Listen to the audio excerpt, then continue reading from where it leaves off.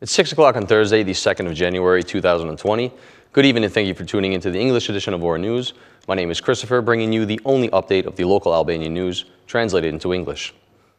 The decision to remove Thumana residents who lost their dwellings after the November 26 earthquake from their temporary location at hotels has been postponed. Local and central authorities have withdrawn from the earlier deadline of January 3rd, since sufficient housing hasn't been found for all of the residents. Therefore, their stay at the hotel also hasn't been postponed. Such a fact is confirmed by the residents themselves, who on Wednesday evening had a meeting with the mayor of Kruja, Artur Bushi. According to them, Bushi has promised them that they will stay in hotels until the rental apartments are secured. It seems difficult for these tenants. Sister Mariglena Joni, who is assisting as a psychologist, says the conditions of these residents is very serious. There are many of those who mention even taking their own lives. The Tirana prosecutor's office has registered criminal proceedings against a candidate for mayor of Shkodra, Valdrin Petri, accused of falsifying his decriminalization form. Petri risks up to 3 years in prison and failure to exercise public office for a period of time if convicted. Prosecution investigations have revealed that after his arrest in Italy, he had given a false identity by deliberately changing his last name. Until now, this has made it difficult to identify him until fingerprint processing was utilized.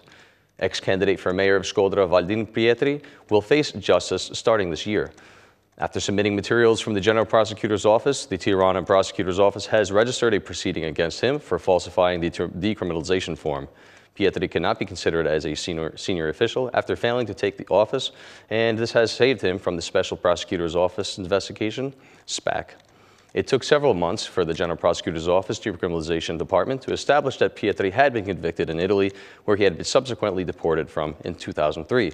Sources from the investigative team have told RTV Ora News that his identity information was recognized after Petri did not provide full details at the time of his arrest, introducing himself as Valdrin. As a result, his identity was only confirmed by fingerprint comparison, which turns out to be the same for the mayoral candidate as well. According to verification by the Italian authorities, it was revealed that Valdrin Luigi Petri, born on September 18, 1982, in Albania, was arrested on charges of flagrance on January 27, 2003, in the city of Florence. On January 28, 2003, before the court, Valdrin Petri admitted to committing the crime and pleading guilty, signing an agreement for his immediate conviction under Italian criminal law. The year 2020 has been heralded in Brussels as a crucial year for the fate of the Western Balkans. German media Deutsche Welle has conducted an interview with Enlargement Policy Chief Oliver Varhelyi, who does not hide optimism about opening negotiations with Tirana and Skopje. EU Enlargement Commissioner Oliver Varhelyi is optimistic that 2020 will be the year that brings the Western Balkans closer to the Union. In an interview with German media Deutsche Welle, Varhelyi claims that this outlook for Albania and Northern Macedonia could be confirmed before May in the form of opening negotiations. My goal is to accelerate the process of the Western Balkans, reapproachment with the European Union next year during my 5-year term, and strengthen the prospect of membership. It is important that this positive decision is made long before the Zagreb summit in May, the European Commissioner says. While acknowledging the reservations of countries like France and others about the process, Varhelyi emphasizes that domestic political problems should not negate the reforms and development that European integration presents to the region.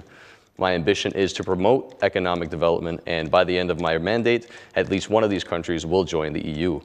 The others will greatly advance in this negotiation process, Varhelyi adds.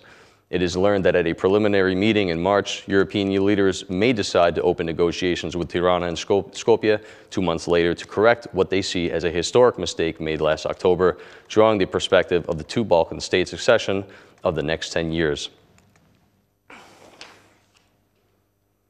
Speaker of the Parliament, Gramoz Ruci, has sent a letter to his Croatian counterpart congratulating him on assuming the presidency of the European Union. Ruci strongly believes that Croatia will succeed in convincing skeptical countries that he says have raised unrealistic conceptual barriers. Parliamentary Speaker Ruci writes that the Croatian presidency is an opportunity on the path of integration of Albania and the Western Balkans.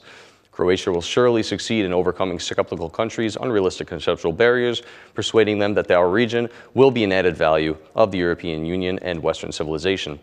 Rucci says that Albania is involved in a bold reform agenda, while according to him, the European Council's decision last October did not discourage accession. From January 1st, Croatia took over the European Union for the first time, succeeding Finland. Croatian Foreign Minister Gordon Grile Radman has pledged to work hard to bring the Western Balkans closer to the European Union. The test for the first purpose is the enlargement of the summit that takes place on May 6th to 7th in Zagreb. Not only has there been no decrease in 2019 in road accidents compared to the previous year, but a slight increase in frequency has been recorded. Road safety expert Artur Sulce, in an interview with RTV Ora News with journalist Besir Bayraktaray, said authorities expect major challenges for the year 2020. The number of accidents has not decreased compared to 2018, but there is a slight increase. New tasks emerged for 2020. We need to provide road users with a balanced amount of space between vehicles and pedestrians, vehicles and bicyclists, and bad drivers to share this infrastructure harmoniously together and not be endangered while on the go. It is a job that always requires a task to be done, not only when there is an accident, said Sulce. The lack of investments in touristic village of Zrnec has forced residents to abandon it. They complain that there is a lack of attention by the respective authorities who haven't done anything for years. Zrnec's population now belongs to the elderly residents, since especially the youth are abandoning this touristic village. There were around 1,200 residents divided into 350 families, their number already having been significantly reduced in the last decade. During the winter, there live about 10% of the population, around 100 and 150 residents divided into 60 families, where 99% consisting of the elderly due to youth emigration, mainly to neighboring Greece. They have emigrated because of unemployment and the lack of infrastructure. The only season when Zrnec may be seen a bit populated, according to residents, is the summer season when immigrants return. As soon as you enter the village, the first thing that you notice are the abandoned houses, amortized roads, contaminated water that flow through residents' faucets, the lack of electricity, problems that deeply concern the town's residents. The village has been abandoned by both the state, the leftists and the rightists have left this village for their own interests. The touristic village of Zrnec is one of the most beautiful administrative units of Vlora due to its proximity to the Adriatic Sea and the Narta Lagoon. During the summer, it is visited by many tourists due to its location next to one of the most attractive spots of the city, such as Zrnec Monastery.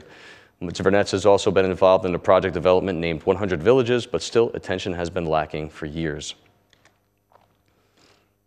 And that's the news across the country today. Thank you for watching our English edition this evening, and be sure to join us again every Monday through Saturday at 6 p.m. for the latest news from Albania. Once again, on behalf of Ora News, thank you and good night.